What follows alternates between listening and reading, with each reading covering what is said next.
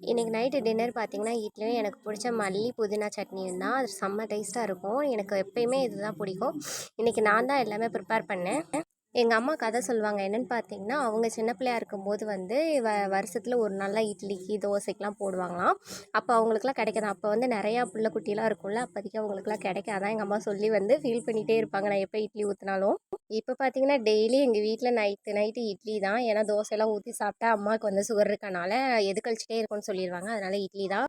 Evening 7 மணிக்கு மேலே தான் டின்னர் செய்யவே ஸ்டார்ட் பண்ணேன். எனக்கு இடையில பசிச்சிருச்சு. அப்புறம் ஒரு கொய்யாக்காய் எடுத்து கட் பண்ணி சாப்பிட்டேன். அது வந்து பார்த்திங்கன்னா நான் நாட்டு கொய்யாக்கான்னு தான் வாங்கினேன். அது வந்து பிங்க் கலரில் இருந்துச்சு.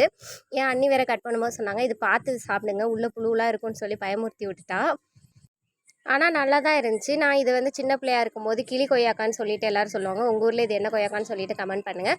அதுக்கப்புறம் காலையில் குடிக்கிறதுக்கு வந்து ட்ரை ஃப்ரூட்ஸ் வந்து ஊற வச்சுட்டு டின்னர் சாப்பிட்டுட்டு அப்படியே மாடியில் போயிட்டு ஒரு வாக்கிங் போயிட்டு வந்தேன். அவ்வளோதாங்க. வீடியோ பிடிச்சி